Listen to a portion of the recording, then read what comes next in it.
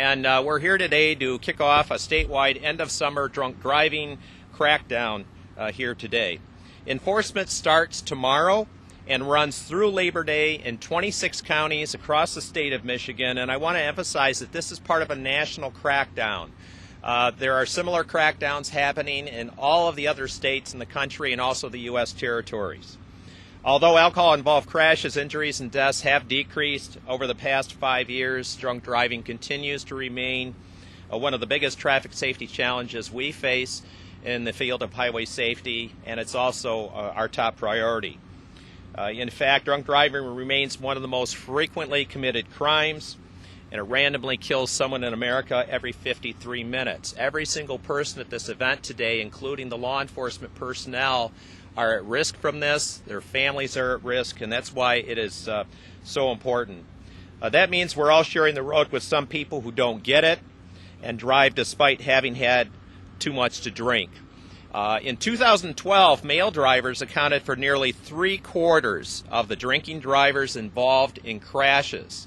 And among that group, men aged 21 to 34 years of age were nearly half of the drinking male drivers involved in traffic crashes, in fatal traffic crashes. Our office supports a variety of programs designed to address this life-threatening problem, and the biggest and most visible program that we support remains traffic enforcement. Enforcement accomplishes two things for us. For most people, it is the deterrent that ensures they will drive sober or ride with a sober driver. In other cases, enforcement serves as a safety net, and these officers protect everyone by patrolling the roads, identifying and arresting drunk drivers. Now, when we look at 2012 in Michigan, 342 people paid the ultimate price and died in alcohol and or drug-related crashes. And during last year's Labor Day holiday weekend, traffic crashes claimed the lives of 8 people, and 4 of those crashes were alcohol involved, and 4 vehicle occupants were not buckled up.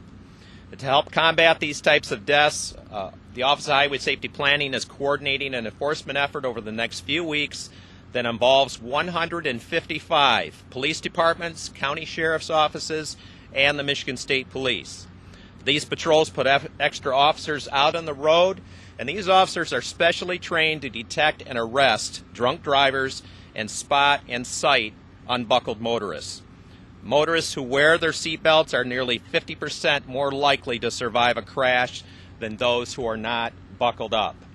Officers will be conducting safety belt enforcement zones during this heavily traveled summer holiday to make sure motorists arrive safely at their destinations.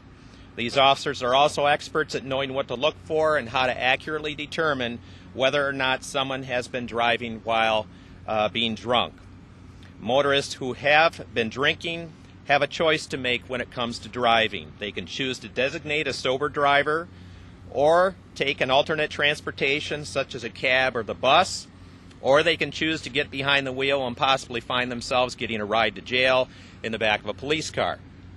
Now, the vehicle featured on this mobile billboard illustrates that choice. The front half is a patrol car, which represents a ride that costs between $10,000 and $15,000. The back half is a taxi, which represents a far less expensive ride home, cost being around $20. So we're hoping that everyone makes the right choice. But here to tell us more about this enforcement effort and the penalties associated with a drunk driving arrest is Ottawa County Sheriff Gary Rosema. Sheriff? Thanks, Mike. And on behalf of the Ottawa County Sheriff's Office, as being one of the partners in this initiative, we appreciate the fact that you're all here today. And I'm speaking for the Office of Highway Safety Planning, the Michigan State Police, the Highland Department of Public Safety, and our officers as well. As law enforcement officers, we have seen firsthand that when drunk drivers get behind a wheel, they are taking their life, the lives of their passengers, and all others on the road into their hands. It's no secret that drunk drivers put everyone else at risk. According to the Center for Disease Control, alcohol use slows reaction time and impairs judgment and coordination. These are all skills needed to drive a vehicle safely. The more alcohol consumed, the greater the impairment. In the case of a drunk driver, practice does not make perfect. There is no such thing as a good drunk driver. The reality is that it's only a matter of time before a drunk driver is either arrested or involved in a crash.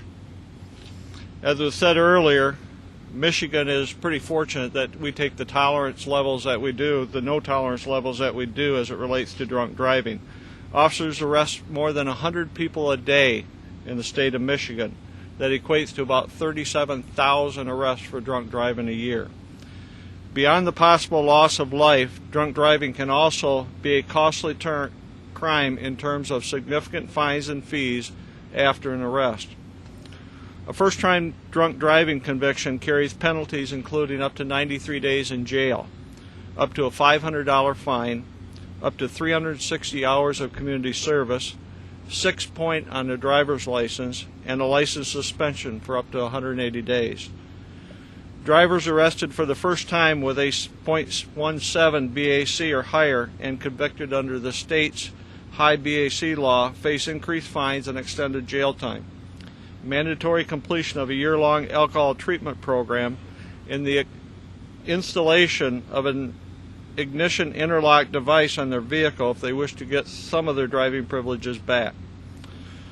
All convicted drunk drivers are also subject to a $1,000 fee for 2 consecutive years, which again adds to the total cost of this crime.